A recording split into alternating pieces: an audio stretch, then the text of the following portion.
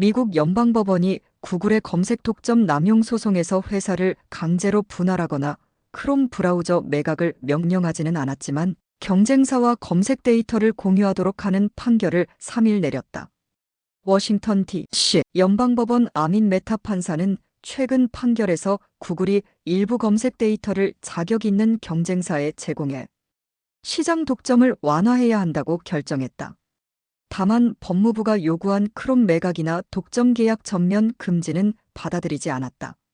이는 인터넷 시대 첫 독점 시정 판결로 20여 년 전 마이크로소프트 사건 이후 최대 규모의 빅테크 규제 사례로 평가된다. 메타 판사는 판결문에서 구글이 독점적 지위를 가진 것은 사실이지만 법원이 미래의 시장을 예측하는 데 있어 겸손해야 한다며 제한적 개입 방침을 밝혔다. 이에 따라 구글은 특정 브라우저, 스마트폰 제조사와 독점적 계약을 맺는 것이 금지됐으며 검색 데이터 일부를 경쟁사에 공유해야 한다. 다만 구글이 특정 조건에서 검색 엔진 탑재를 위한 보상 계약을 유지하는 것은 허용됐다.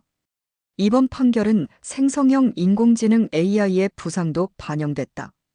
메타 판사는 AI가 검색 시장의 판도를 바꿨다며 구글이 막대한 자본으로도 경쟁자를 완전히 배제하기 어려울 것이라고 지적했다.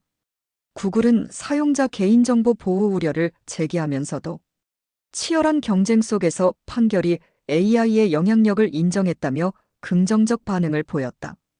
반면 법무부는 이번 조치가 불충분하다며 경쟁 회복을 위한 추가 조치를 검토하겠다고 밝혔다.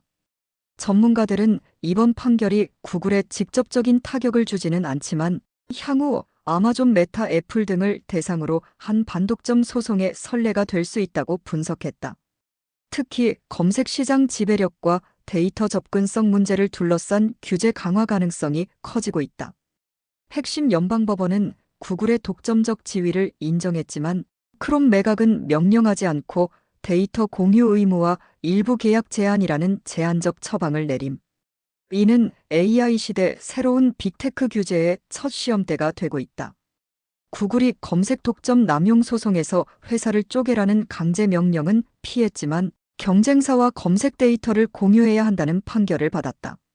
미국 워싱턴 D.C. 연방법원 아민 메타 판사는 3일 구글이 크롬 브라우저 매각이나 사업 분할은 면했으나 일부 검색 결과와 데이터를 자격 있는 경쟁사와 공유하도록 명령했다고 밝혔다. 이는 현대 인터넷 시대 최초의 독점 규제 판결로 20여 년 전 마이크로소프트 반독점 소송 이후 가장 중대한 빅테크 규제 사례다. 메타 판사는 법원은 구글의 독점적 힘을 인정하면서도 향후 시장 변화를 고려해 겸손하게 접근해야 한다며 구글이 다른 기업에 비해 우월한 지위를 유지하는 핵심 요인인 데이터 접근성에 일부 제약을 가했다. 또한 구글이 스마트폰 제조사나 브라우저 업체에 독점적 계약을 맺고 검색 엔진을 기본 탑재하도록 유도하는 행위를 제한했지만 일정 범위 내에서의 계약과 보상은 허용했다. 이번 판결은 인공지능 AI 기반 검색의 부상도 주요 고려 요소였다. 메타 판사는 생성형 AI의 등장으로 검색 시장이 이미 변화를 겪고 있으며 구글이 막대한 자금력으로 경쟁자를 완전히 배제하기는 어려울 것이라고 언급했다. 법무부는 구글이 크롬 매각과 더 강력한 데이터 개방 조치를 취해야 한다고 주장했으나 재판부는 이를 받아들이지 않았다. 이에 대해 미 법무부는 이번 조치가 경쟁 회복에 도움이 되지만 추가 대응 방안을 검토하겠다고 밝혔다. 구글은 사용자 프라이버시 우려를 제기하면서도 AI로 경쟁이 치열해지고 있다는 판사의 판단에 환영 의사를 밝혔다. 회사 측은 이 사건이 제기된 2020년부터 우리는 경쟁이 치열하다고 강조해왔다며 판결을 평가했다. 전문가들은 이번 판결이 구글에 직접적인 타격을 주진 않지만 향후 빅테크 반독점 소송들의 방향을 결정짓는 신호탄이 될 것이라고 분석했다.